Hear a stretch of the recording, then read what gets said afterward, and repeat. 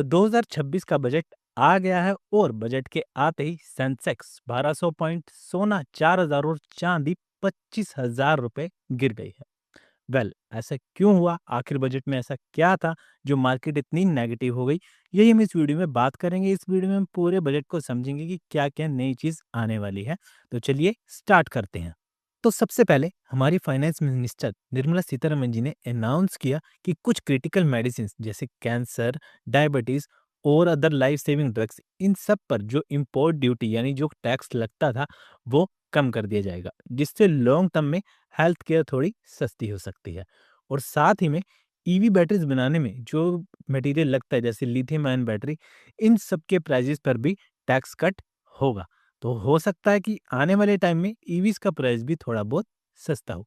But ये major announcement नहीं थी, क्योंकि इस बजट में गवर्नमेंट का one of the major announcement था इंफ्रास्ट्रक्चर इन्वेस्टमेंट, जिसमें ये इस साल 12.2 लाख करोड़ रुपए इन्वेस्ट करेंगे नए हाईवेज बनाने में, रेलवे सेक्टर में, पोर्ट्स और लॉजिस्टिक्स को और डेवलप करने के लिए, ताकि एक्सपोर्ट और भी बेटर हो सके हमारी कंट्री में। अब इन सब से सीमेंट, स्टील और इंफ्रास्ट्रक्चर कंपनीज का काफ़ी प्रॉफिट हो सकता है, यानी शेयर मार्केट में इनके प्राइजेस बढ़ सकते हैं, तो इनके लिए पॉजिटिव न्यूज़ है।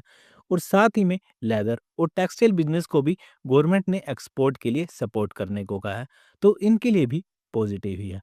बट जब गवर्नमेंट ने मेडिसिन में टैक्स कट कर दिया है, ईवी बैटरीज बनाने में जो टैक्स लगता था उसे भी कम कर दिया है और इंफ्रास्ट्रक्चर भी डेवलप कर रहा है, लेकिन फिर भी हमारी कमोडिटी और शेयर मार्केट अचानक क्यों इतनी गिर गई? देखिए, क्योंकि जहां गवर्नमेंट ने इन बिजनेसेस को टैक्स रिलीफ दिया, वहीं ट्रेडिंग के लिए उन्होंने टैक्स बढ़ा दिया है, जो कि ट्रेडर्स के लिए बहुत ही नेगेटिव न्यूज़ थी। देखिए, शेयर मार्केट में ट्रेडिंग में जब भी आप कुछ बाय करते हो तो उस पर ब्रोकरेज लगती है, और जब उससे सेल करते हो तो उस सेलिंग अमाउंट पर एक छोटा सा टैक्स लगता है, जिसे एसटीटी यानी सिक्योरिटी ट्रांजैक्शन टैक्स कहते हैं। पहले ये 0.02% था, लेकिन अब ये गवर्नमेंट ने 0.05% कर दिया है। अब देखा जाए तो ये बहुत छोटी परसेंटेज है, बट ये पहले की कंपेरेटिवली ऑलमोस्ट डबल से भी ज़्यादा हो गई है, और इसी वजह से आज मार्केट के सेंटिमेंट नेगेटिव थे और मार्केट गिरी थी। तो इसी वजह से आज ट्रेडर्स थोड़े से डिसअपॉइंट थे इस बजट से।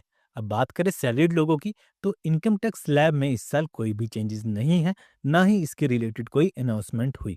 हालांकि मिडिल क्लास वालों को लग रहा था कि उनके लिए भी कोई अच्छी न्यूज़ आएगी टैक्स रिलेटेड, बट ऐसा कुछ नहीं है, जिसकी वजह से आप कह सकते हो कि ये बजट इंडस्ट्रियल फोकस था।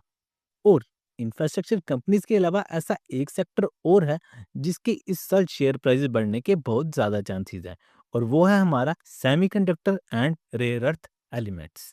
क्योंकि बजट में इस साल रेयर अर्थ एलिमेंट ग्रोथ को भी पुश करने को कहा है, क्योंकि जैसे कि हम सब देख रहे हैं कि इन एलिमेंट्स का यूज़ बहुत ही ज़्यादा स्पीड से ईवी सेक्टर में बढ़ता जा रहा है, डिफेंस सेक्टर के इक्विपमेंट बनाने के लिए, और एनर्जी सेक्टर में भी बढ़ रहा है। लेकिन हम इन सभी के लिए दूसरी कंट्रीज पर ही डिपेंड करते हैं अभी तक, तो इसीलिए गवर्नमेंट सेमीकंडक्टर ग्रोथ और रेयर अर्थ एलिमेंट पर भी फोकस करेगी। तो यही थी बजट 2026 की मेन अनाउंसमेंट्स। इसके अलावा आपका फॉरेन कंट्री या फिर कहीं ओवरसीज से कोई इनकम आ रही है या एसेट्स हैं जिनके बारे में आपने गवर्नमेंट को अभी तक नहीं बताया है, तो अभी भी आप उन्हें बता सकते हैं और एक फिक्स अमाउंट पे करके गवर्नमेंट से सेटलमेंट कर सकते हैं, और आप पर कोई भी लीगल एक्शन नहीं होगा। ये भी अनाउंसमेंट में बताया गया था। तो यही था all over budget 2026। I hope आपको ये वीडियो अच्छी लगी होगी, और लगी है तो चैनल को ज़रूर सब्सक्राइब कर देना। तो मिलते हैं अगली वीडियो में, तब तक के लिए टाटा, बाय बाय।